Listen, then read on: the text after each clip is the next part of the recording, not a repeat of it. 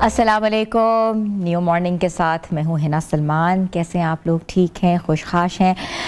Views, गुज़श्ता रात जो है शब रात की रात थी और पाकिस्तान समेत दुनिया भर में मुसलमानों ने इस रात को बहुत अकीकत और एहतराम के साथ मनाया है और मसाजिद में खुसूसी जो है वह नवाफिल भी अदा हुए हैं, कुरानी नशस्तें भी हुई हैं और इज्तिमात भी मुनक्किद हुए हैं, जहाँ मुसलमान अल्लाह ताला की रहमत और मग़फ़िरत तलब करने के लिए जो है रात भर इबादत में मशगूल थे। और इस दिन जो है वो रोज़ा भी रखा गया है और बहुत से लोग जो हैं इस वक्त रोज़े की हालत में हैं।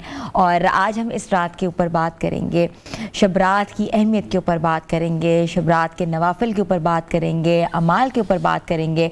और इस मुनासबत से जो है जो शाबान का महीना है वो खुसूसियत अहमियत रखता है। अक्सर ये भी कहा गया है और हमने सुना हुआ भी है और बहुत से स्कॉलर्स भी कहते हैं कि इस महीने में जो रोज़े रखे जाते हैं उसका सवाब जो है वो बहुत अफजल है।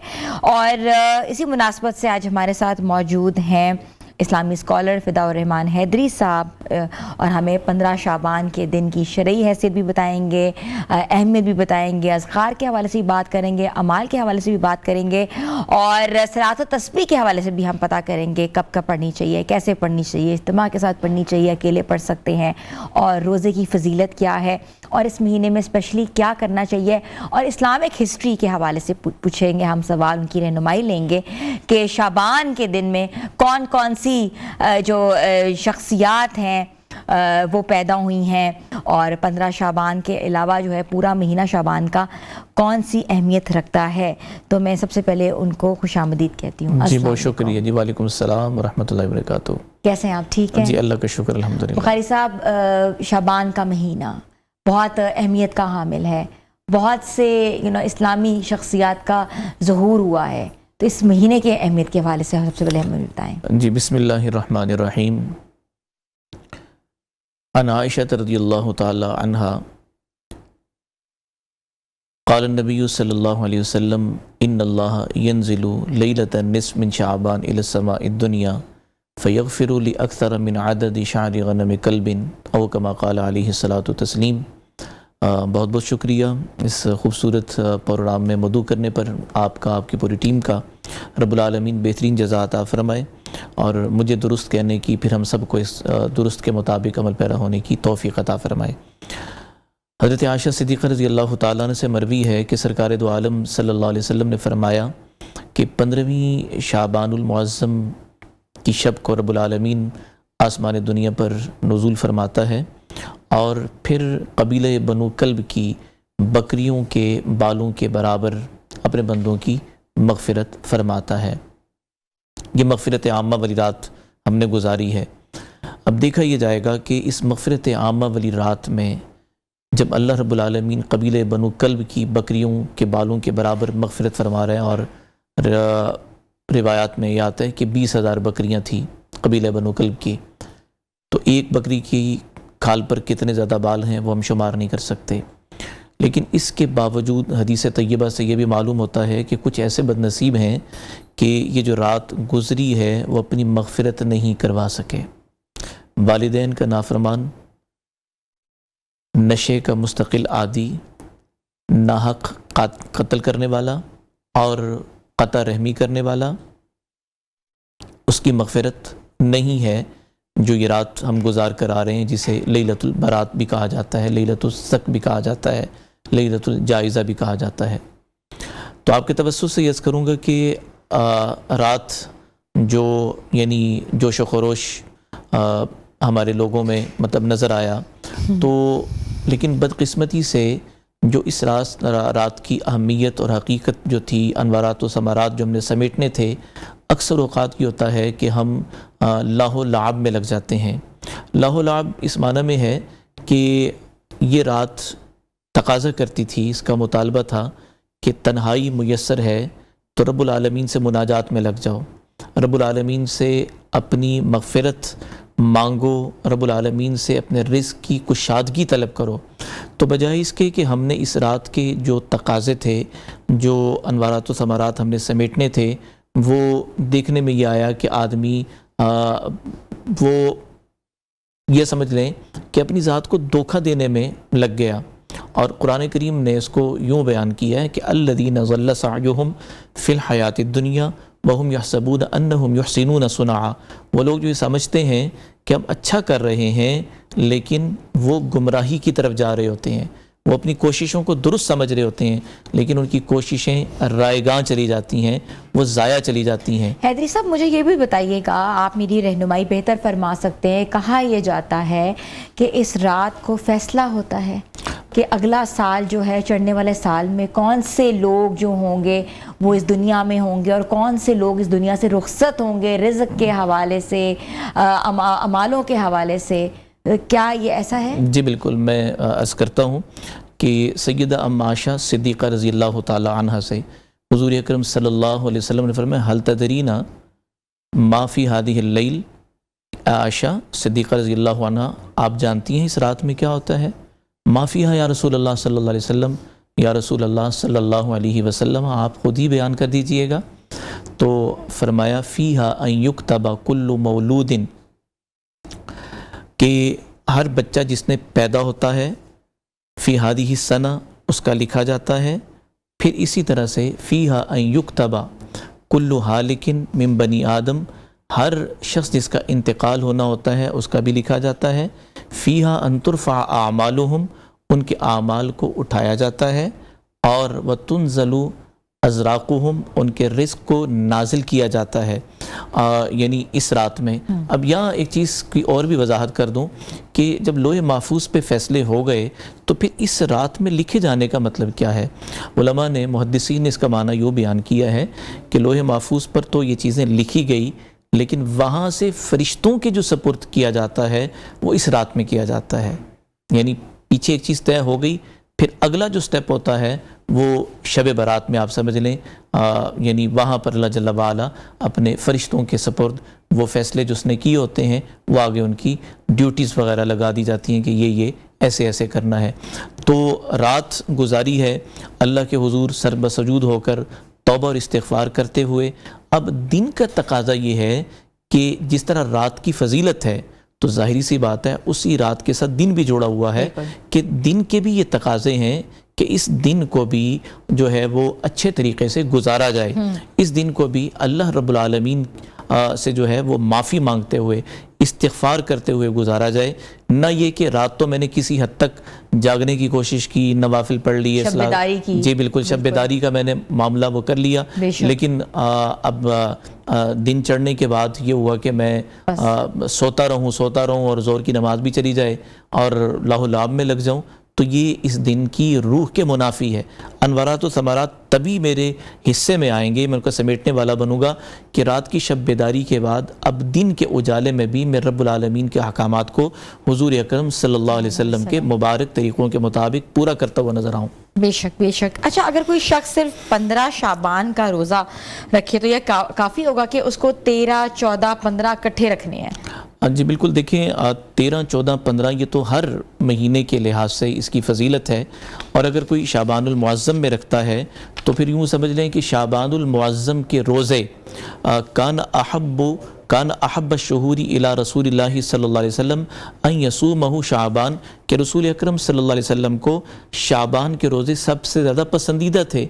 इसलिए अगर शाबानुल मुअज़्ज़म में ये शख्स 13, 14 और 15 तीनों रोज़े इकट्ठे मिलाकर रखता है तो उसको अयाम 20 का भी अजर मिल जाएगा और शाबानुल मुअज़्ज़म के रोज़ों की भी फजीलत मिल जाएगी। और अगर कोई शख्स एक ही 15वीं यानी का उसका रोज़ा रखता है तो इंशाअल्लाह उसको भी अजर मिल जाएगा। बेशक। और ये नफली रोज़े हैं? जी बिल्कुल, नफली रोज़े हैं। हाँ, इसका अजर भी बहुत ज़्यादा है। नफली रोज़े हैं कि कोई फ़र्ज़ और वाजिब नहीं है। अच्छा, ये मुझे कहेगा कि 15 शाबान के दिन कौन से जो है मसनून या अमाल इख्तियार करने चाहिए? क्योंकि हमने काफ़ी सुना है और काफ़ी किताबों में भी है, मंसूरा अगर उठा के देखें और भी काफ़ी नवाफिल वाली किताबों में जो है नफल लिखे होते हैं जिसमें से लिखा होता है कि 15 शाबान के स्पेशली अगर आप पढ़ेंगे तो आपको ये सवाब मिलेगा। कि ज़रूरी है कि हम वो फॉलो करें कि हम कोई भी इबादत कर सकते हैं? देखें, बात इतनी सी है कि मा आताकुमुर रसूलु फखुदू व मा नहाकुम अन्हु फंतहू, जो रसूल अकरम सल्लल्लाहु अलैहि वसल्लम दे दें उसे ले लो, जिसे रोक दें उसे रुक जाओ।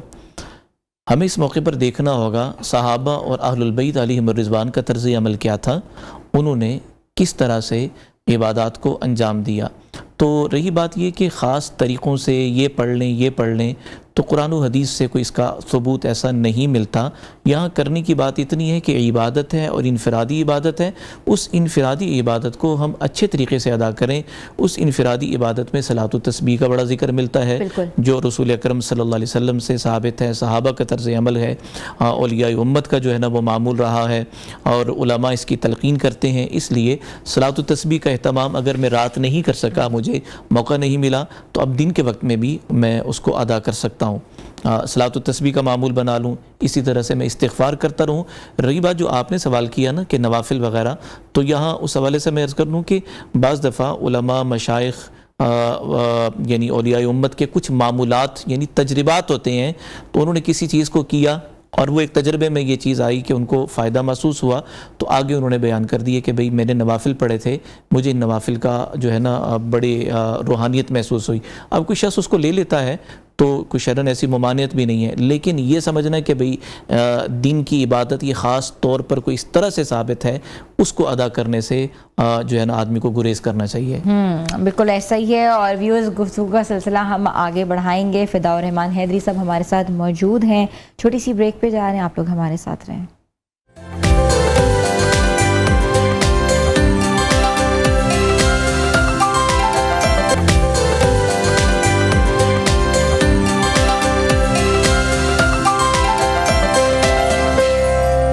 वेलकम बैक व्यूअर्स, हम 15 शाबान की अहमियत के हवाले से बात कर रहे हैं और फ़िदाउर रहमान हैदरी साहब हमारे साथ हैं, इस्लामी स्कॉलर हैं जो हमारी रहनुमाई फरमा रहे हैं। हैदरी साहब, ये बताइएगा कि इस दिन जो है लोग स्पेशली कब्रिस्तान जाते हैं और इसके साथ साथ गरीबों में खाना तकसीम होता है और स्पेशली जो है मज़ारों पे भी हाज़िरी दी जाती है और भी हमारी रूहानी जितने भी माशाल्लाह हमारे जितने भी सूफ़ी बुज़ुर्ग हैं उनके ऊपर भी हाज़िरी दी जाती है।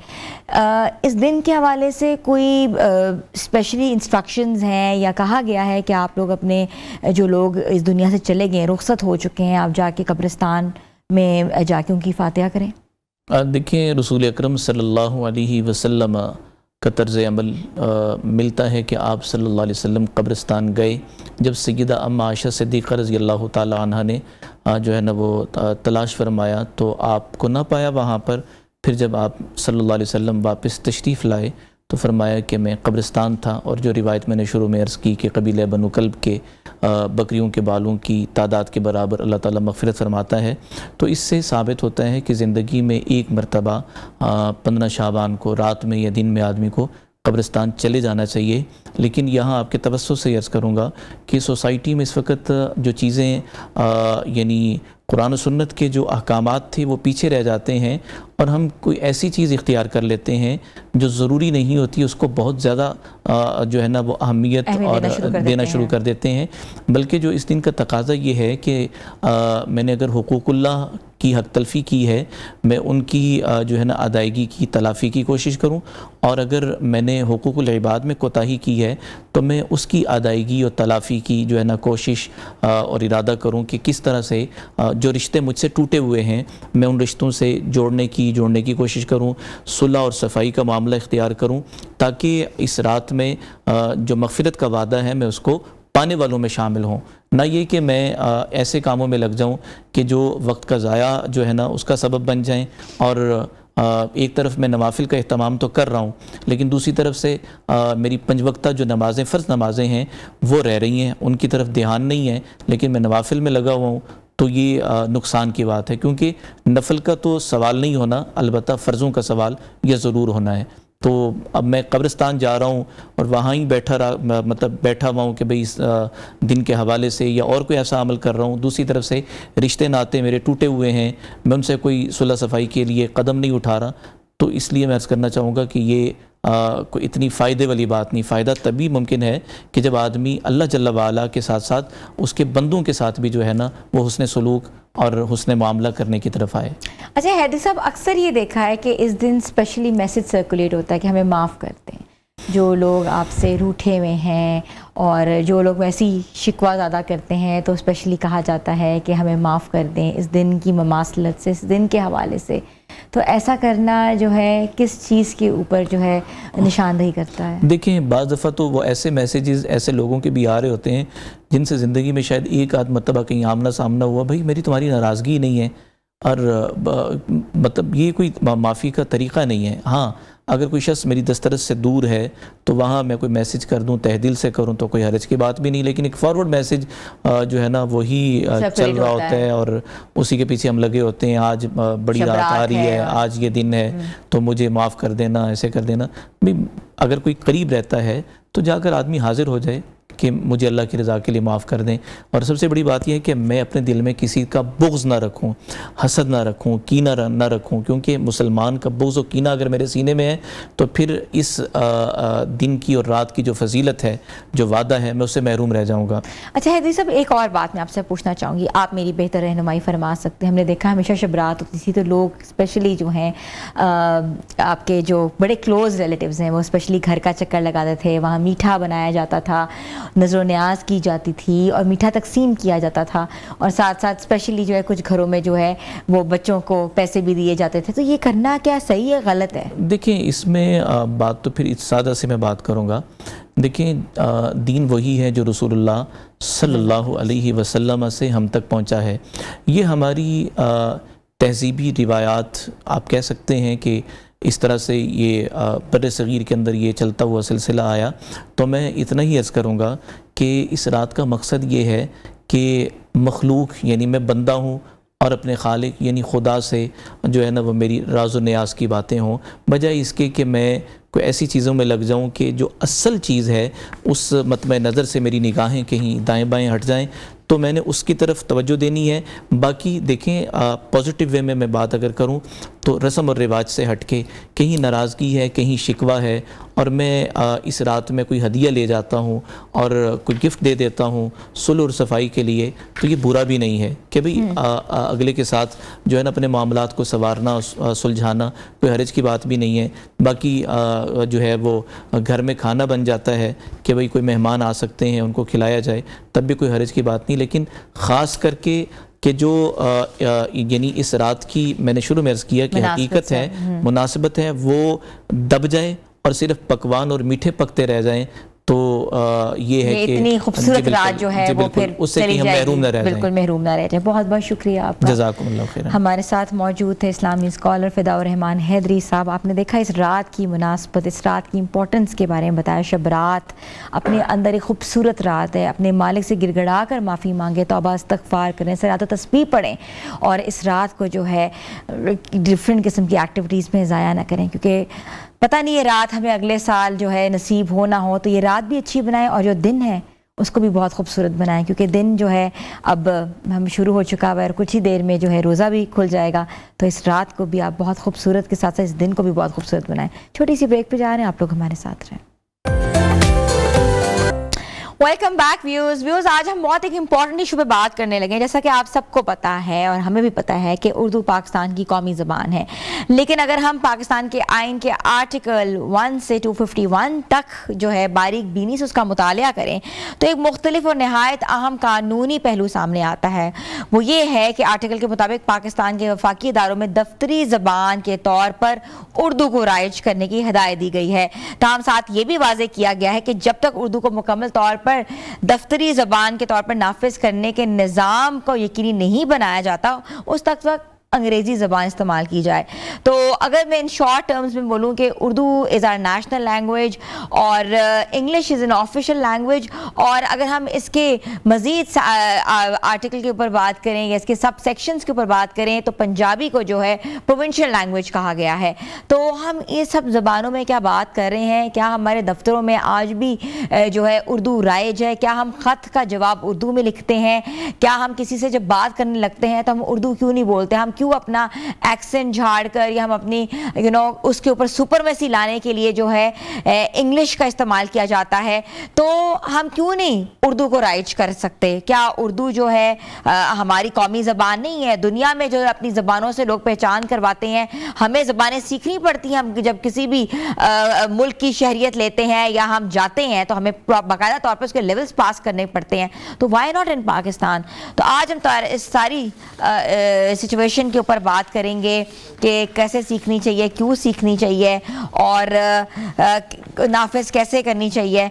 और हमारे साथ इस वक्त मौजूद हैं माहिर कानूनदान फहमीद नवाज अंसारी साहब, जिनको मैं वेलकम करती हूँ। अस्सलाम वालेकुम। जी वालेकुम सलाम, कैसे हैं आप लोग? बिल्कुल ठीक ठाक। आप पहले भी हमारे शोज़ का हिस्सा रहे हैं, पहले भी हमने कानून के ऊपर बहुत सी गहराइयों में हम लोग गए, हमने आर्टिकल्स का मुतालिया किया। लेकिन एक बहुत इंपॉर्टेंट चीज़ सामने आई है उर्दू ज़बान के हवाले से, उर्दू ज़बान को जो है दफ्तरी ज़बान बनाया जाए, क्या कहेंगे आप? जी, ये 1971 का आर्टिकल है जो 251A, जिसको हम डिस्कस कर रहे हैं कि नेशनल लैंग्वेज हमारी उर्दू है। तो ये 1973 में ये नाफिजुल अमल हो गया था कि जितना जल्दी हो सके इसको चेंज करके इंग्लिश लैंग्वेज जो दफ्तरी ज़ुबान चल रही थी, जो कि गवर्नमेंट ऑफ बरतानिया जहाँ पे इम्पोज की हुई थी, तो वो 1973 में तय हो गया था कि ये जो ज़ुबान चेंज करके उर्दू लैंग्वेज जो है सारी ख़त किताबत के लिए यूज़ की जाए। और इसका सब सेक्शन आगे जो है 3 हम डिस्कस करेंगे, प्रोविंशियल लैंग्वेज कि जो प्रोविंशियल लैंग्वेजेस हैं उनमें अगर कोई सिस्टम नहीं है तो प्रोविंशियल लैंग्वेजेस में गवर्नमेंट अपना सिस्टम चला सकती है। और जो बच्चों को पढ़ाना है वो भी प्रोविंशियल लैंग्वेज में पढ़ाया जा सकता है। ये ज़रूरी नहीं कि आपने इंग्लिश सीखनी है या उर्दू सीखनी है या आपने अरबी सीखनी है, तो आप बच्चे की जो माँ बोली जिसे कहते हैं ज़ुबान को, उसमें पढ़ाया जा सकता है। ये हमारा आइन कह रहा है। और हमें बड़ी तकलीफ होती है कि ये आज 63 साल हो गए ये कानून पास हुए को, हमारा सुप्रीम लॉ कह रहा है कि आप बच्चे को उसकी मादरी जुबान में पढ़ाएं, कि उसे समझ आए कि वो उसको हम समझाना क्या चाह रहे हैं।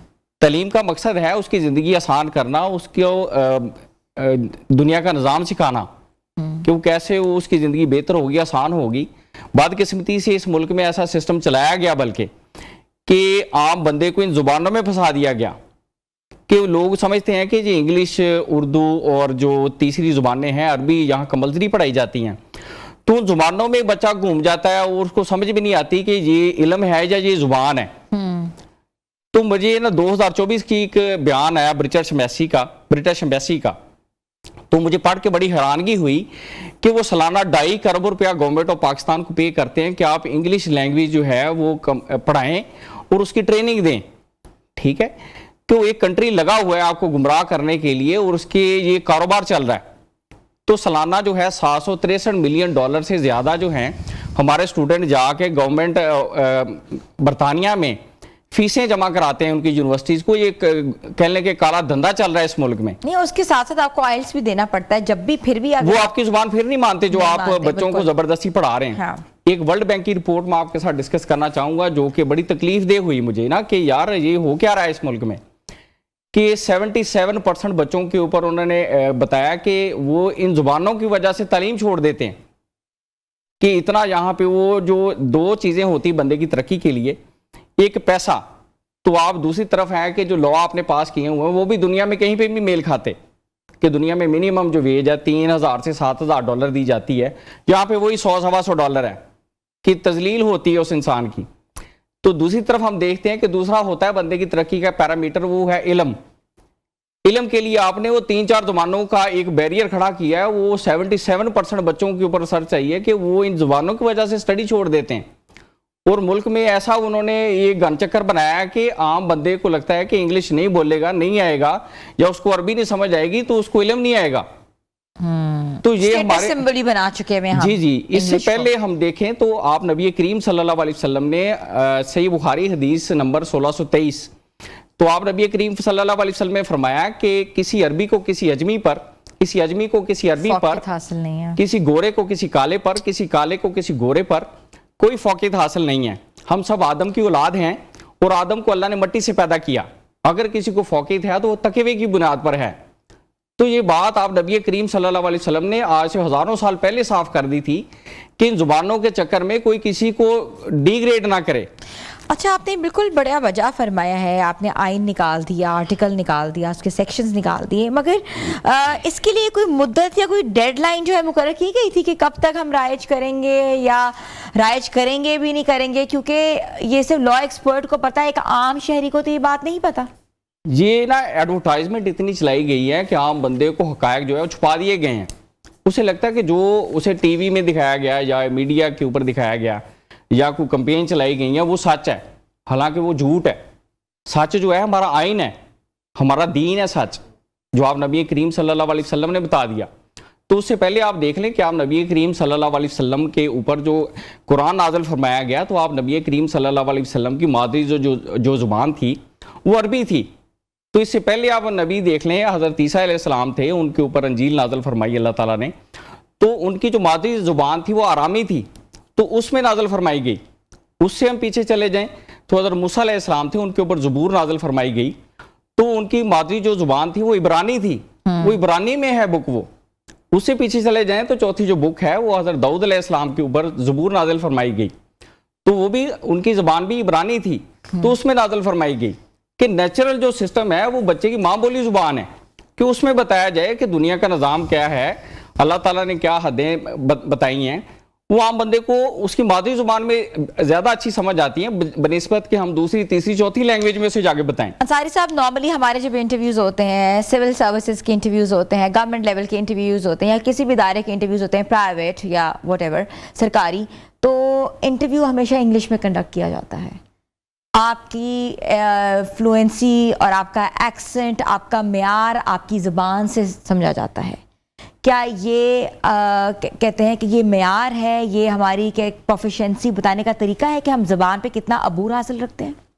ये मेरी नज़र में एक धोखा है आम बंदे से हक़ाइक़ छुपाने का, कि आपने बात भी कर दी और बड़ी तादाद में जो लोग हैं उन्हें समझ ही ना आया कि ये बंदा क्या गया है, और जिन लोगों को समझ आता है उनमें इतनी हिम्मत ही नहीं होती कि वो उसे कह दें कि यार ये तो फ्रॉड कर रहे हैं हमारे साथ। अब आम तौर पे एक सेशन जज साहब के पास हम खड़े थे, तो वहाँ पे ना एक वकील साहब थे, तो वो ना इंग्लिश में उन्होंने ऑर्डर लिखवाना शुरू कर दिया। तो मेरा क्लाइंट खड़ा था, मैंने कहा जी रुक जाइए, ये आप उर्दू में बताएं कि हमें भी समझ आए कि आप लोग क्या बता रहे हैं। मेरे क्लाइंट को नहीं पता चल रहा कि आप क्या बोल रहे हैं। और कुछ जो ख़ास तौर पर हमारी रवायती जो लॉ की ज़ुबान है वो तो पढ़े लिखे बंदे को नहीं जल्दी समझ आती, ठीक है। तो ये कह लें कि मुआशरे को गुमराह करने का इतना बड़ा काम है इस मुल्क में, और 78 साल से चल रहा है।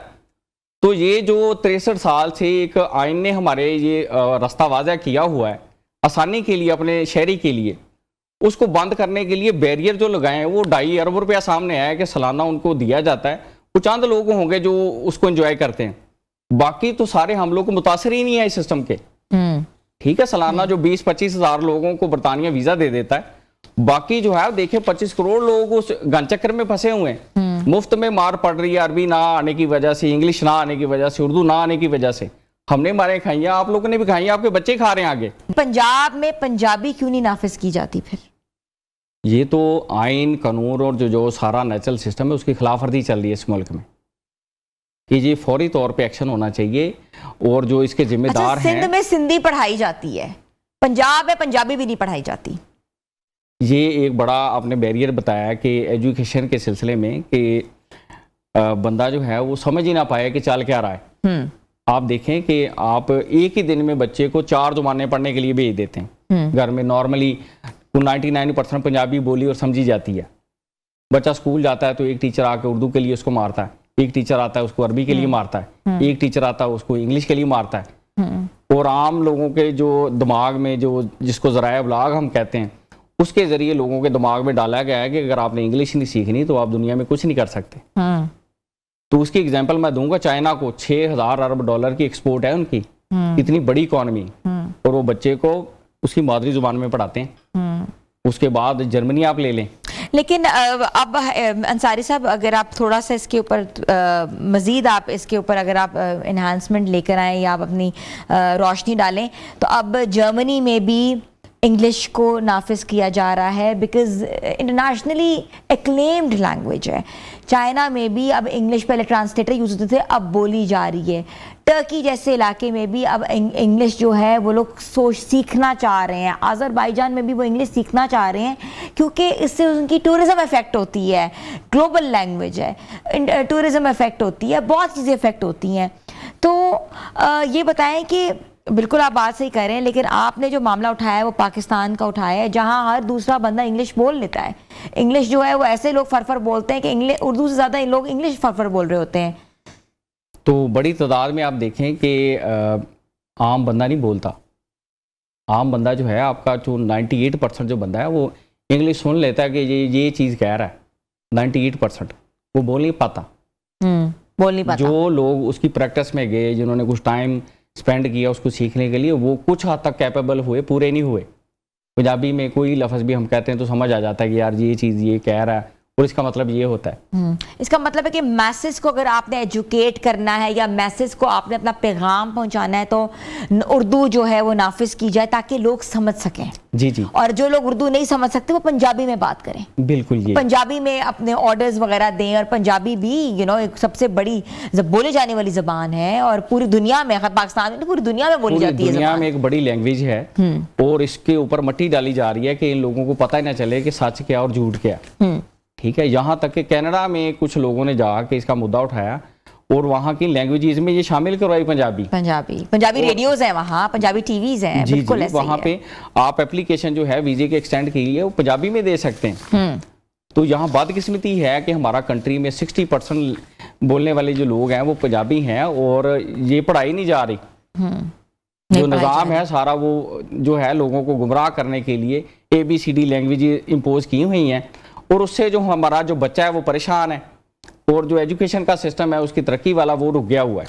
बिल्कुल, बहुत वैलिड पॉइंट आपने उठाया। Thank you so much. हमारे साथ मौजूद है एडवोकेट मीर नवाज अंसारी साहब और इनका यही कहना था कि अकॉर्डिंग टू द आर्टिकल जो कॉन्स्टिट्यूशन जो कहता है वो ये कहता है कि उर्दू को जो है वो दफ्तरी ज़बान बनाया जाए और राइज की जाए। वहाँ आप जो भी नोटिफिकेशन दें वो एक नेशनल लैंग्वेज में दें। इसके साथ साथ ये भी कि जिन लोगों को नहीं समझ आ सकती और प्रोविंशियल लैंग्वेज जो है हमारी, उनको भी इख्तियार दिया जाए ताकि वो अपनी प्रोविंस के हिसाब से जो है लैंग्वेज के ऊपर कोई बैरियर ना हो उनको।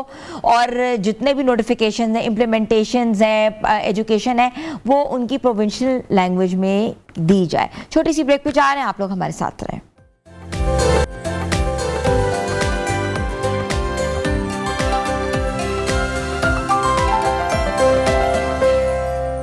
Welcome back viewers. आज वर्ल्ड कैंसर डे है। लाखों अफराद इस मर्ज में मुब्तला हैं। अफराद के साथ साथ अगर हम बच्चों की बात करें तो बच्चे भी जो हैं वो इस मर्ज का शिकार हो रहे हैं और दुनिया भर में हर साल लाखों अफराद जो हैं इसकी तशख़ीस के हवाले से जो है वो इसमें जल्दबाजी नहीं करते या तशख़ीस के हवाले से जो है बहुत नरमी बरतते हैं, जिससे जो है स्टेज जो है कैंसर की वो बढ़ती जाती है और आखिरी स्टेज तक चल जाता है कैंसर, जहाँ बचना बहुत मुश्किल हो जाता है।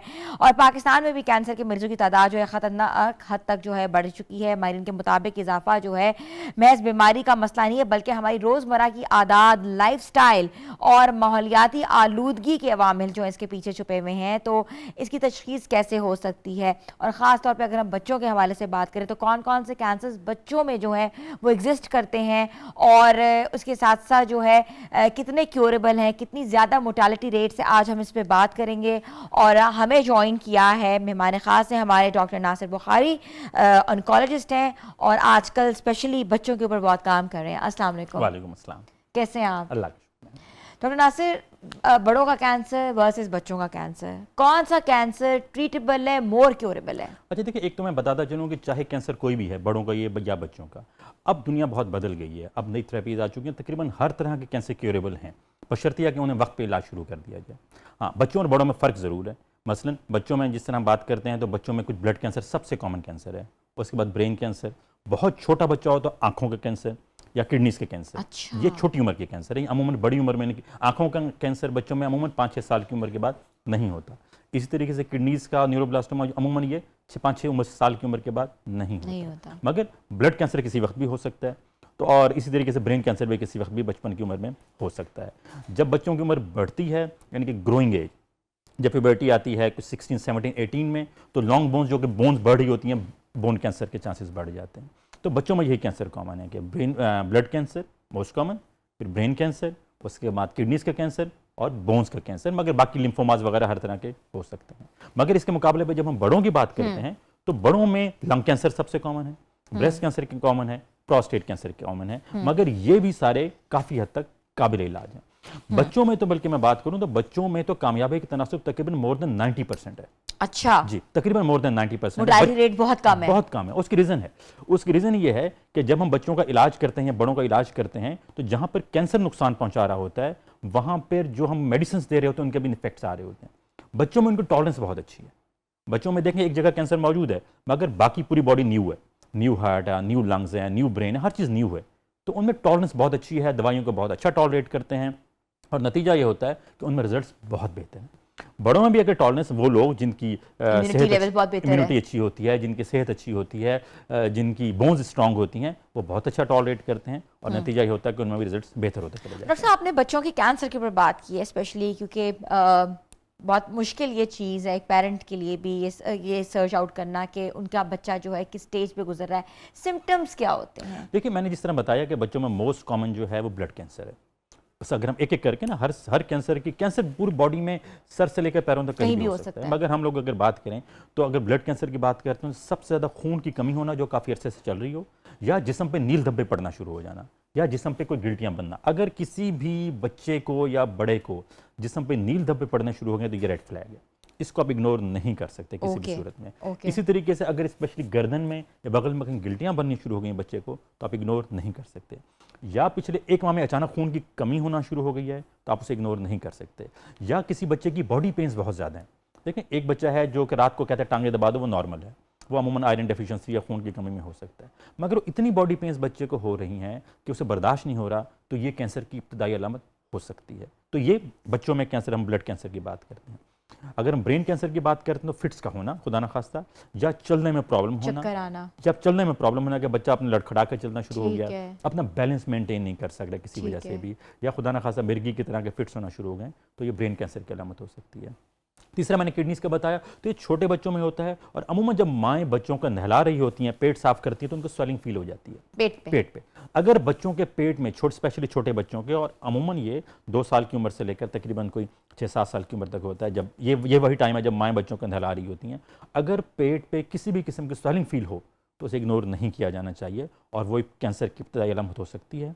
और मैंने जिस तरह बताया कि बच्चों में कैंसर बहुत काबिल इलाज है, बशर्ते कि आप वक्त पे पकड़ लें और इसका इलाज शुरू कर दें। तो बिल्कुल डरने की ज़रूरत नहीं है बच्चों के कैंसर के मामले में, तो बिल्कुल डरने की ज़रूरत नहीं है। हाँ, अगर जब हम बड़ों की बात करते हैं तो बड़ों में मैंने कहा लंग कैंसर मोस्ट कॉमन है, और उसके अंदर खुदा न खास्ता बहुत लंबी कफ और साथ उसमें ब्लड आना अगर शुरू हो गया है तो आपको इग्नोर नहीं करना चाहिए और देखना चाहिए कि खुदा न खास्ता खुदा ये लंग कैंसर की अलामत तो नहीं हो सकता। प्रोस्टेट कैंसर, मैं आपसे पूछना चाह रही हूँ कि विटामिन डी का लो होना कॉज प्रोस्टेट कैंसर? अच्छा, ये देखिए मैं आपको ये बता रहा हूँ, जी नहीं मैं आपको बताता हूँ।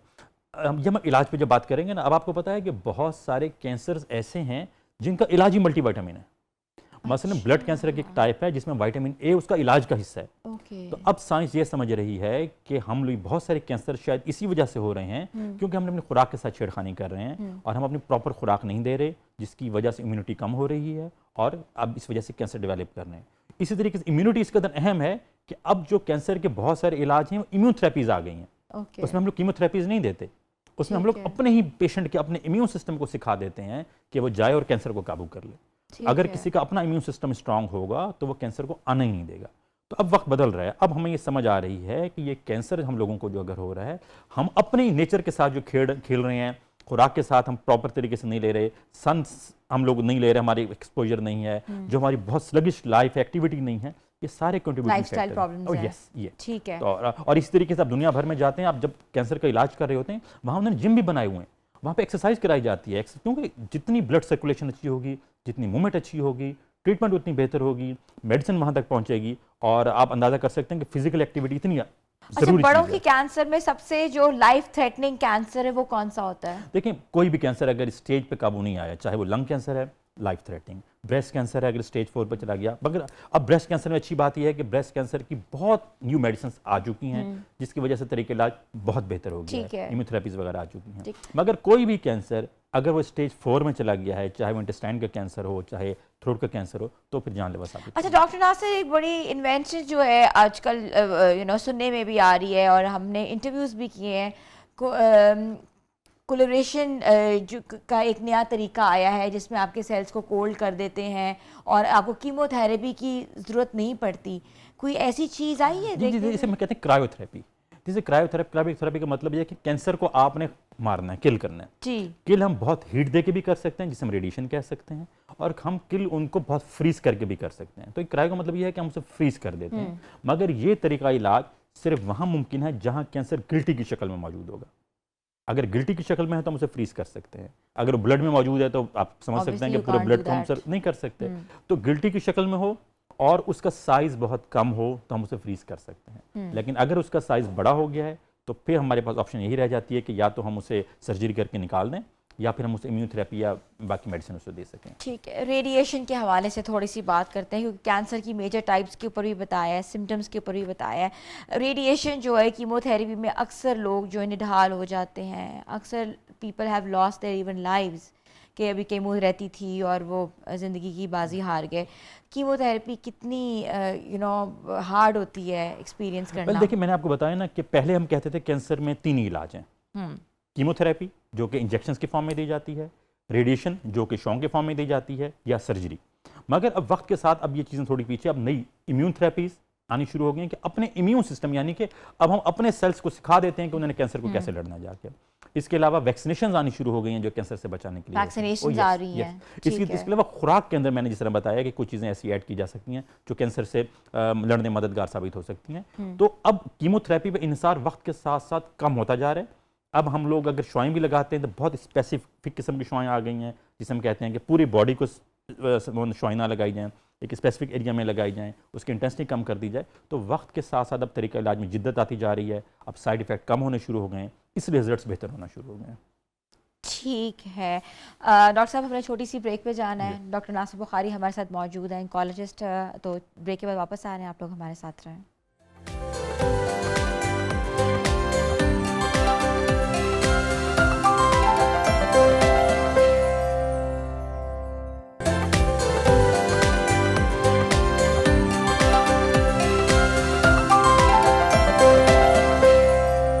Welcome back viewers. World cancer day मनाया जा रहा है और आप लोगों को हम आगाही दे रहे हैं कि कैंसर से बचना कैसे, और जिन लोगों को अल्लाह ना करे कैंसर हो जाए उनको क्या करना चाहिए, कौन कौन से स्टेप्स करने चाहिए और कौन कौन से कैंसर की टाइप्स जो हैं इस वक्त पाकिस्तान में हैं जिनका इलाज मुमकिन हो चुका है। हमारे साथ मौजूद हैं डॉक्टर नासिर बुखारी। डॉक्टर साहब, एसोफेगस कैंसर के बारे में हम बात कर रहे थे ब्रेक पे जाने से पहले, वो कैंसर है क्या, उसकी तशखीस कैसे हो रही है? देखिए, ये है जो एसोफेगस हमारी खुराक की नाली है।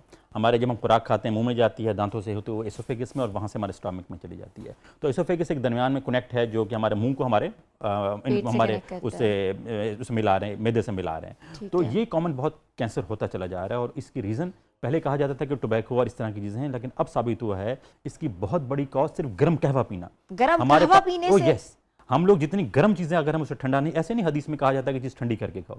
हम अगर बहुत गर्म चीज़ खाते हैं या बहुत गर्म चीज़ पीते हैं तो डायरेक्ट हमारे एसोफेगस के लेयर को डैमेज कर देती है और नतीजा ये होता है कि वहाँ कैंसर डेवलप करना शुरू हो जाता है। हमारे पास बहुत सारे पेशेंट्स केपीके और अफगानिस्तान से आते हैं जो सिर्फ इस वजह से एसोफेगस के कैंसर के शिकार हुए होते हैं क्योंकि बहुत गर्म तालू का भी कैंसर होगा और एसोफेगस फूड पाइप का भी, क्योंकि हमारे मुंह की हालत ना अल्लाह ने दांत रखे हैं, जरा मजबूत रखा है, लेकिन एसोफेगस बहुत कमजोर और बहुत नाजुक चीज़ है। उसमें इलास्टिक तो है वो, लेकिन उसकी लेयर फौरन उतर जाती है अगर उस पर बहुत गर्म चीज़। उसका इलाज कैसे हो सकता है, क्योंकि ऐसी चीज़ है जो जहां पहुंचना बहुत मुश्किल है? नहीं, देखो, उसका इलाज फिर अगर सर्जरी की शक्ल में किया जाए तो भी मिजरी है और अगर उसको कीमोथेरेपी में किया जाए तो भी मिजरी है। तो बहुत देखें, जिन चीज़ों से हम बच सकते हैं ना उससे तो बचने की ज़रूरत है। तो हम लंग कैंसर से बच सकते हैं स्मोकिंग करके, बच के, लेकिन अब स्मोक और चीज़ें इतना मल्टीपल फैक्टर्स आ गए और एसोफेगस कैंसर से हम बच सकते हैं कि अगर हम लोग बहुत गर्म चीज़ों से अवॉइड करना शुरू कर दें। तो अक्सर लोग गर्म चाय पीते हैं, गर्म कॉफ़ी पीते हैं, गर्म मशरूबात पीते हैं, तो वो तो नेशंस भी मैंने देखी हैं, अब चाइनीज देखें स्पेशली हर चीज़ के साथ वो गर्म पानी पीते हैं। उनका इतना गर्म नहीं पीते कि वो उबलता हुआ पीना। अच्छा, तो वो लोग उबलता हुआ पी लेते हैं? जी, हम लोग जो बिल्कुल हमारी फितरत क्या है कि बस चूल्हे से उतरे और मुंह में ले जाएं। ल्यूक वार्म आप कह रहे हैं कि ल्यूक वार्म होना चाहिए। तो अगर इतना गर्म अगर आप करेंगे तो फिर बिल्कुल आपके एसोफेगस पर साइड इफेक्ट्स आएंगे और तकरीबन को जब आप एज 50-60 पे पहुंचेंगे तो शायद आपकी वहाँ से लेयर उतर चुकी है और वहाँ पे कैंसर डेवलप करना शुरू करते हैं। तो इसलिए दिस इज वेरी इंपॉर्टेंट लोगों को बताना कि जी गर्म चीज़ों से अवॉइड करना चाहिए, जो चीज़ हम कर सकते हैं वो तो ज़रूर करें ना। अच्छा, कैंसर हो जाए जिसको, उसकी कीमोथेरेपी भी हो रही हो, लाइफस्टाइल क्या होना चाहिए, खुराक क्या खानी चाहिए? ये कहा जाता है कि इम्यूनिटी सिस्टम बहुत लो हो जाता है, उसको बूस्ट अप करने के लिए खुराक क्या खानी चाहिए? देखिए, एक तो मैं कैंसर के हवाले से कहना चाहूँगा, स्पेशली जिन घरों में कैंसर के मरीज होते हैं, लोग बाजू का तो वहाँ अवॉइड कर रहे होते हैं कि पता नहीं हमें ना लग जाए। तो एक तो मैं बड़ा क्लियर बता दूं कि दुनिया में कोई एक भी कैंसर ऐसा नहीं है जो किसी एक इंसान से दूसरे इंसान को लग सकता है। इसलिए आपको बिल्कुल उस शख्स से, उस बच्चे या बड़े से डरने की जरूरत नहीं है और उसे मिलें, गले मिलें, उनको तो और ज़्यादा ज़रूरत होती है कि आप उनके साथ टाइम गुजारें, उनका अच्छा टाइम गुजारें। हाँ, ये ज़रूर है कि अगर आपको इन्फेक्शन है तो आप उनके पास ना आ जाएं, क्योंकि आपकी उस बच्चे की या बड़े की कुव्वत मुदाफ़त कम हुई है। और कैंसर बाजू का दूसरी बड़ी वजह होती है मौत की। सबसे बड़ी वजह इन्फेक्शन होती है कि अगर ड्यूरिंग कीमोथेरेपी या इम्यूनथेरेपी या रेडिएशन के दरमियान आप इन्फेक्शन से नहीं बचेंगे, आप अपनी खुराक जो है बाहर की बाजार की चीज़ों की खुराकें खाते रहेंगे, आप लोग गैर ज़रूरी लोगों से मिलते रहेंगे, आप ऐसे लोगों से मिलेंगे जो इन्फेक्शन का शिकार है, तो खुदा ना खासा डर ये है कि आपको इन्फेक्शन कोई ना हो जाए।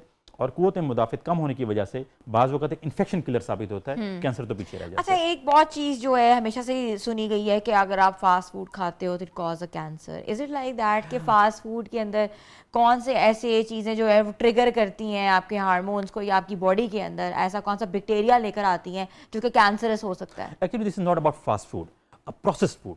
Processed food. यस, प्रॉब्लम ये हो रही है कि हम जो खुराक को देखें ना, कुदरत ने खुराक एक पूरी चीज़, एक पूरा हमारे लिए हम उसको प्रोसेस कर करके उसमें से चीज़ें निकालते चले जाते हैं। जब आप किसी मसलन आप शुगर को जब आप बहुत ज़्यादा प्रोसेस करते हैं तो प्रोसेस होने की वजह से जो केमिकल चेंजेस आती हैं, हमारी बॉडी उस चीज़ की आदी नहीं हुई होती है, और नतीजा ये होता है कि वो फिर हमारे इम्यून सिस्टम को तंग करना शुरू कर देती है और हम कैंसर का शिकार हो सकते हैं। इसलिए हम ये नहीं कहते फास्ट फूड, प्रोसेस फूड से बचना चाहिए। और अब तो आपको पता है दुनिया भर में देसी खुराक, देसी चीज़ें, देसी क्यों इसका बूम आता जा रहा है? क्योंकि अब वो साबित हो गया है कि हम लोगों ने जो 50 ईयर्स अपनी पूरी दुनिया को लगाए रखा प्रोसेस फूड के चक्कर में, उसके अब नुकसानात आने शुरू हो गए हैं, उसके साइड इफ़ेक्ट्स आने शुरू हो गए हैं, और ये नई से नई बीमारियां जो आई चली जा रही हैं ये उस खुराक की वजह से हो सकती हैं। तो यस, नो डाउट कि खुराक का सही ना होना कैंसर की एक बिल्कुल वजह मौजूद है। एक और चीज़ जो कैंसर की वजह साबित हो गई है वो हमारे फूड पार्टिकल्स में इसका होना, प्लास्टिक का होना है। हम लोग जो प्लास्टिक की चीज़ों में माइक्रोवेव में चीज़ें गर्म करते हैं, उसके बाद खाते हैं, तो प्लास्टिक वो चीज़ है जो ख़त्म नहीं होती, ये खुराक का हिस्सा बन जाती है, और नतीजा ये होता है कि हमारी ये सांस के ज़रिए या खुराक के ज़रिए हमारे बॉडी में जाना शुरू होती है, और जहाँ तक कि आप ब्लड लेवल में भी आना शुरू हो जाती है, फिर ये कैंसर के बायस बनना शुरू हो जाती है। तो plastic yes is a cause, जो कि हम कह सकते हैं, जो साबित हो गया है कि ये कैंसर की कॉज बनती चली जा रही है। और ये जो प्लास्टिक है ये सिर्फ ऐसा नहीं है खुराक के ज़रिए, ये हम इतना हो चुका है कि ये हमारी डस्ट पार्टिकल्स में भी उड़ा है, और हम सांस में भी इसको लेके जा रहे हैं, जो कि हमारा कैंसर को कॉज करता चला जा रहा है। अच्छा डॉक्टर नासिर, हमारे इम्यूनाइजेशन कार्ड्स के अंदर कैंसर की तो वैक्सीनेशन है नहीं, टू बी ऑनेस्ट, और जो लगाई जाती हैं मतलब कि नॉर्मली वो आई थिंक 9 साल तक के बच्चों को लगा दी जाती सारी वैक्सीनेशंस, और इसके ऊपर भी है कि MMR ना लगवाओ, रोटा वायरस ना लगवाओ, इससे जो है बच्चे की स्पीच डिले होगी या in the long run cancer cause करेगा। बहुत सी मिथ्स हमने सुनी है। कुछ लोग कहते हैं कि बूस्टर्स मत लगवाओ, कुछ लोग कहते हैं बूस्टर्स लगवाओ। बीइंग अ डॉक्टर, आप खासतौर पर बच्चों पर बहुत काम कर रहे हैं, बच्चों के कैंसर के हवाले से काम कर रहे हैं, इम्यूनाइजेशन कार्ड्स की जो वैक्सीनेशंस हैं किस उम्र से किस उम्र तक के बच्चे तक लगाई जानी चाहिए, और कब तक ये इम्यूनाइजेशन कार्ड जो है पूरा मुकम्मल हो जाता है? देखिए, अब मैंने जिस तरह बताया था ना कि बच्चों में आपको पता है कि 6 वीक्स यानी कि पहले 1-1.5 माह की उम्र से वैक्सीनेशन शुरू हो जाती है, और अमूमन फिर 8-9 साल की उम्र तक ये कंप्लीट हो जाती है। तो हर एज में डिफरेंट बीमारियों के चांसेस मौजूद होते हैं। उसमें से 1-2 ऐसी वैक्सीन हैं, मसलन मैंने हेपेटाइटिस बी कहा, जो बाद में कैंसर की कॉज बन सकती है। बाकी तो सारे वो इन्फेक्शन हैं जो जानलेवा इन्फेक्शन है, और अमूमन बचपन में होते हैं, और उनको आप वैक्सीनेट नहीं कराएंगे तो खुदा न खासा इन्फेक्शन से हाथ ना धो बैठें। मगर देखें, अब तक मैं बड़ा क्लियर होकर बता रहा हूँ, अब तक एक भी केस ऐसा रिपोर्ट नहीं हुआ जहां पर कैंसर की कॉज वैक्सीनेशन बनी हो। एक भी रिपोर्ट नहीं हुआ कि जहां ये कहा जाए कि जी फलां वैक्सीनेशन की गई थी, ठीक है, कोविड की वैक्सीन आई, उसकी कॉम्प्लिकेशन और हो सकती हैं, उसकी वजह से हमने देखा जी कि कुछ लोगों ने कहा कि हार्ट अटैक्स, मगर बीइंग एक ऑन्कोलॉजिस्ट, हमने अब तक एक भी रिसर्च ऐसी नहीं देखी जहां पे वैक्सीनेशन कैंसर की कॉज बनी हो। तो ये सिर्फ हम लोग वैक्सीनेशन से बचने के लिए बहाने ढूंढते रहते हैं, और आई डोंट नो क्यों ढूंढते रहते हैं। तो जहाँ पे प्रिवेंशन की जा सकती है वहाँ पे प्रिवेंशन फ़र्ज़ है आपके ऊपर करनी चाहिए, और अब तक कोई एक भी वैक्सीन कैंसर कॉज का सबब नहीं नजर आई हमें। एक्सरसाइज के हवाले से थोड़ा सा बताएं कि कैंसर पेशेंट है उसको एक्सरसाइज करनी चाहिए, उसको वॉक करना चाहिए, क्योंकि हमने अक्सर देखा है जो कैंसर पेशेंट्स हैं वो सिर्फ आराम कर रहे होते हैं, ज़्यादातर बेडरिडन होते हैं। टू बी ऑनेस्ट, आप क्या उनको रिकमेंड कर रहे हैं? मैंने भी आपको बताया ना कि दुनिया में जब हम जाते हैं, US में, सिंगापुर, कई जगह पर जब हम जाते हैं, हम देखते हैं कि वहाँ पर कैंसर्स के जहाँ वार्ड हैं वहाँ पर ट्रेडमिल्स पड़ी हुई हैं, वहाँ जिम बने हुए हैं, एक्सरसाइज कराई जाती है। और उसकी रीज़न देखें ना, उसकी रीज़न ये है कि जनाब जितना आप बॉडी को अपने मसरूफ़ रखेंगे, बॉडी को एक्टिव रखेंगे, उतनी कीमोथेरेपी के इफेक्ट भी बेहतर होंगे, उतनी इम्यून सिस्टम बेहतर होगा। और यकीन मानिए, मैं आपको बड़ा क्लियर करके बता रहा हूँ कि जितना कैंसर से कंट्रोल हमारा अपना इम्यून सिस्टम कर सकता है, कोई और चीज़ नहीं कर सकती। हम अपने इम्यून सिस्टम को जितना अच्छा बूस्ट कर लेंगे खुराक के साथ, एक्सरसाइज के साथ, सन के साथ, उतना जल्दी ना सिर्फ हम कैंसर से बच सकेंगे बल्कि कैंसर पे काबू भी पा सकेंगे। तो यस, बिल्कुल एक अल्फाज में अगर मैं कहूँ तो बिल्कुल जो हमारे कैंसर के पेशेंट्स हैं उनको अपनी एक्टिविटी जारी रखनी चाहिए, उनको एक्सरसाइज जारी रखनी चाहिए। मैं ये नहीं कहता कि 70 ईयर्स का कोई है और उसको ऐसी हैवी एक्सरसाइज करनी चाहिए, मगर अपनी फिजिकल एक्टिविटी जारी रखनी चाहिए। आपको मोबाइल रखना चाहिए। यस, लाजमी। और जितना वेट लिफ्टिंग वो कर सकता है हल्का वेट के साथ तो बिल्कुल करे, ताकि उनकी मसल स्ट्रांग हो, ताकि उनका इम्यून सिस्टम स्ट्रांग हो और वो कैंसर को अच्छे तरीके से काबू अच्छा, पा ये सकें। भी एक सुनने में आ रहा है कि जो लोग ज़्यादा स्क्रीन का इस्तेमाल करते हैं या हर वक्त स्क्रीन पे होते हैं, उनको भी उनकी रेस से ब्रेन कैंसर्स जो हैं वो हो रहे हैं। कोई देखिए- ऐसी रिसर्च आपके सामने आई है, कोई ऐसा कोई केस? जी देखिए इसमें बच्चों के हवाले से तो कुछ आया है कि जो बच्चे बहुत ज़्यादा स्क्रीन टाइम है वो बच्चों के कुछ आंखों के कैंसर के रिपोर्ट्स की गई। आंखों का कैंसर? यस, ये रिपोर्ट्स की गई हैं, मगर अभी तक इसको एज एन प्रूव नहीं किया जा सका कि जी इसी, मगर ये ज़रूर है कि वो इस तरह ली गई कि कुछ बच्चों को जब आंखों का कैंसर हुआ तो उनको देखा गया कि स्क्रीन टाइम कितना था जो बहुत ज़्यादा था। तो ये एक बनाई जा रही है अच्छा, हाइपोथेसिस। जिन बच्चों को आंखों का कैंसर होता है उसको कैसे क्योर किया जाता है? क्या वो आपका कोई चीज़ चेंज होती है, रेटिना आपका जो है वो ट्रांसप्लांट होता है, क्या होता है? देखिए जो मैंने बताया ना कि बच्चों में जो आंखों का कैंसर है ये अमूमन जेनेटिकली होता है, ये फैमिली से आ रहा होता है मोस्ट कॉमन, और ये अमूमन बहुत छोटी उम्र में होता है, अमूमन 6 माह की उम्र में भी नज़र आना शुरू हो जाता है। और नज़र कैसे आता है? हम लोग तो आदी नहीं है। आइडियली हर बच्चा जो कि 6 माह 7 माह का होता है उसके हमें आई का एग्जामिनेशन होना चाहिए। अच्छा, अगर आई का एग्जामिनेशन नहीं भी होता तो आप देखते हैं कि जब आप किसी बच्चे की या बड़े की एक पिक्चर लेते हैं तो आप देखते हो कि एक रेड आई रिफ्लेक्स आता है, आपकी आंखें रेड रेड फील नजर आ रही बिल्कुल होती हैं। बिल्कुल बिल्कुल। अगर किसी बच्चे की या किसी बड़े की तस्वीर में वो रेड नजर ना आ रही हो तो ये नॉर्मल हो सकता है, ये पहला साइन हो सकता है कि वहाँ पे खुदा न खास्ता कैंसर डेवलप ना कर रहा हो। तो उसकी भी ट्रीटमेंट सर्जरी है। सर्जरी है। यस, उसकी ट्रीटमेंट सर्जरी है। अगर बच्चों में आंखों कैंसर होता है उसकी ट्रीटमेंट सर्जरी है, और या फिर वो देख क्रायोथेरेपी। सकते हैं? देखो डिपेंड करता है कि अगर तो एक साइड का है तो फिर तो बिल्कुल देख सकते हैं, लेकिन अगर दोनों तरफ का हुआ है तो फिर डिपेंड करता है उनकी vision कितनी problem इन्वॉल्व कर हुई सकती है। है। अगर कम इन्वॉल्वमेंट हुई हुई है तो यस, लोकल थेरेपीज मौजूद हैं जिसमें हम लोग आंखों में इंजेक्शन दे के या आंखों की रेडिएशन दे के वो नॉर्मल जिंदगी गुजार थैंक यू सकते हैं। So much, was a pleasure meeting to you and was very informative session with you. कि आज वर्ल्ड कैंसर डे है, हमारे साथ मौजूद है डॉक्टर नासिर बुखारी, ऑन्कोलॉजिस्ट, और हमने आज आपको बताई टाइप्स ऑफ कैंसर, उनको क्योर कैसे करना है, कर्ब कैसे करना है, कौन कौन से ट्रीटमेंट्स हो रहे हैं, और पाकिस्तान जिस तरह टेक्नोलॉजी बढ़ी है वहाँ पाकिस्तान में ट्रीटमेंट्स के हवाले से भी बेहतरी आई है। छोटी सी ब्रेक पे जा रहे हैं, आप लोग हमारे साथ रहें।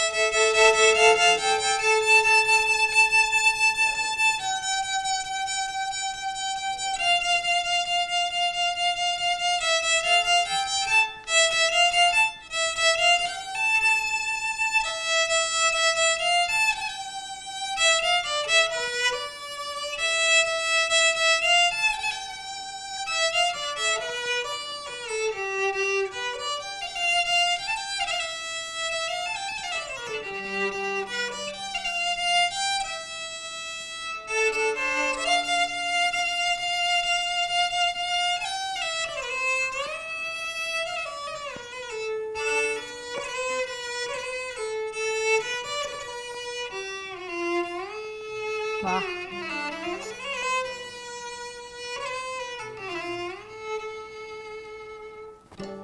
Very nice. नाइस, बहुत खूब, वेरी अमेजिंग।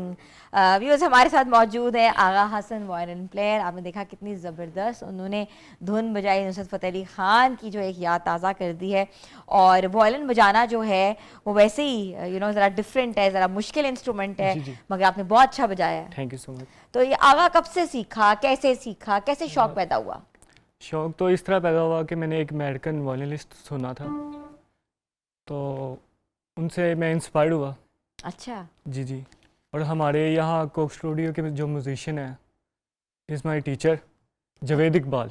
जावेद इकबाल साहब, जी। बहुत बड़ा नाम है पाकिस्तान का। Is my teacher. अच्छा, वेरी नाइस। तो उन्होंने मुझे बहुत मोटिवेट किया, उनसे ही सीखा है और लियो सीख रहे ट्विंस हैं। कैसे लगते हैं आपको? Leo Twins is the most senior violinist and guitarist. और ये है कि उनको ही देखकर सुन के आगे बढ़ रहे हैं। जो सीनियर है, सीनियर की रिस्पेक्ट ज़रूरी है।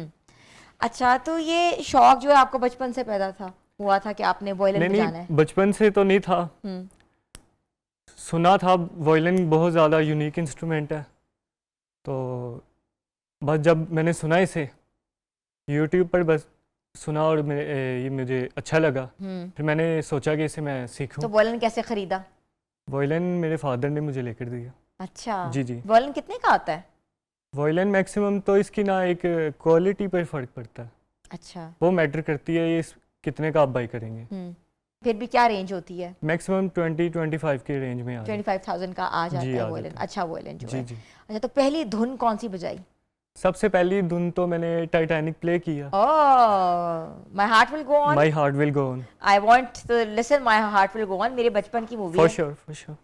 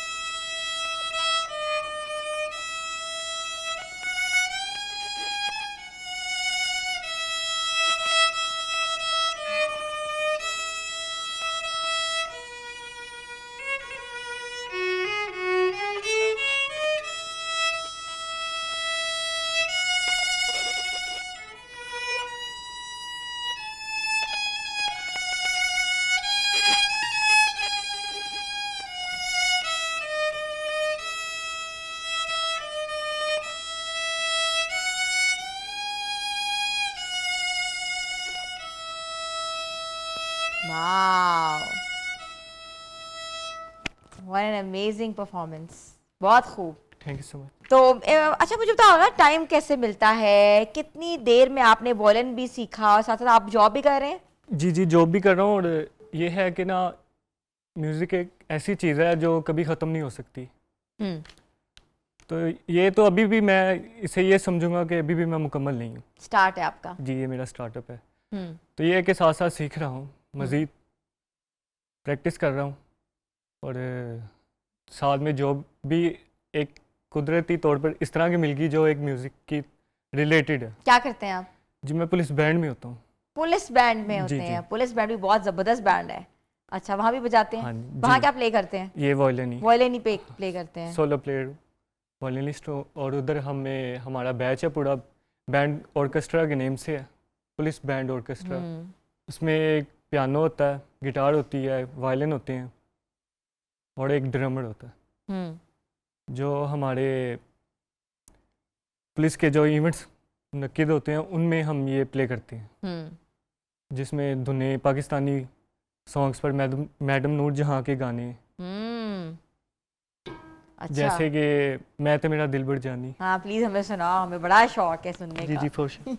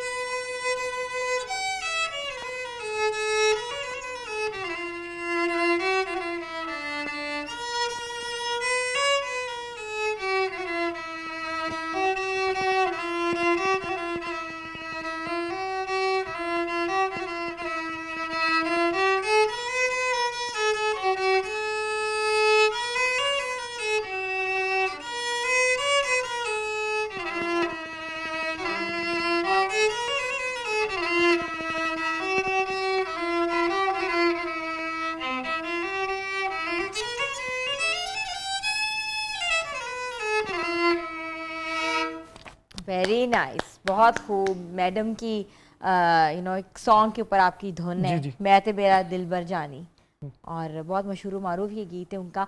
तो अच्छा, मुझे ये बताएं आगा कि म्यूज़िक भी कर रहे हैं, पुलिस बैंड में भी आप हैं, और क्या किस प्लेटफॉर्म पे आप आगे आना चाहते हैं? प्लेटफॉर्म तो देखें कि ये पाकिस्तान है। तो पाकिस्तान में हमेशा इंसान यही सोचता है कि वो एक हर बंदा ही आगे बढ़े, और अभी तक तो मुझे लगा नहीं कि मैं आगे बढ़ सकता हूँ। क्यों? क्योंकि जिसको भी उठा कर देखो वो कहेगा कि मैं कुछ नहीं बन सकता कुछ। पर मैंने आई होप नहीं हारी, हिम्मत अभी भी है, जज्बा है आगे आने का, तो इंशाल्लाह आ सकता हूँ। हाँ, इंशाल्लाह आपको हिम्मत हारनी भी नहीं चाहिए, और आप बहुत अच्छा जो है वो प्ले कर रहे हैं। और अच्छा, इंस्पिरेशन कौन थे आपके? किससे ज़्यादा सबसे ज़्यादा इंस्पायर थे आप? इंस्पायर मैं था, वो था अमेरिकन वॉयलिनिस्ट, वो उनका नेम है पगनिनी। पगनी थी। जो दुनिया के फर्स्ट वॉयलिनिस्ट हुए हैं, जिनको मैंने सुना और मुझे बहुत अच्छा लगा, जिनसे मैं इंस्पायर्ड हूँ।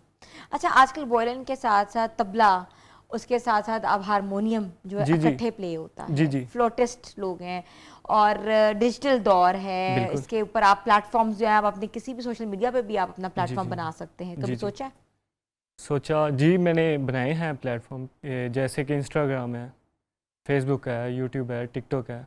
इन पे मैंने अपना चैनल वगैरह बनाए हैं, अपना पेज किया है, और वो रन हो रहा है मज़ीद। बहुत अच्छी आप बात अपना है पेज कि जल्दी से बता दें जो व्यूअर्स है ताकि आपको सुन जी जी सके मेरा वहाँ। पेज है वॉयलेंट वेव्स के नेम से है पेज। वॉयलेंट वेव्स के नेम से Violent पेज Waves। है आगा हसन का। तो आगा हसन आपका बहुत बहुत शुक्रिया, आप Thank you हमारे so much। प्रोग्राम में तशरीफ़ लाएं। आप लोग प्लीज़ ज़रूर पेज फॉलो करें, वहाँ अपडेट्स लें, वहाँ ज़बरदस्त किस्म की धुनें भी सुने वॉयलेंट से। और व्यूअर्स आपको आज का प्रोग्राम कैसा लगा, अपना फीडबैक ज़रूर दीजिएगा। आपका फीडबैक हमारे लिए बहुत ज़रूरी है। हमारे सोशल पेजेस पे जाएं और जाके व्यू करें सारे हमारे जितने भी सेगमेंट्स हैं, जिन्होंने रिपीट देखना चाहते हैं वो भी वहाँ देख सकते हैं। मिलेंगे कल नए प्रोग्राम के साथ। अपनी होस्ट हिना सलमान को इजाज़त है, तब तक के लिए अल्लाह हाफ़िज़।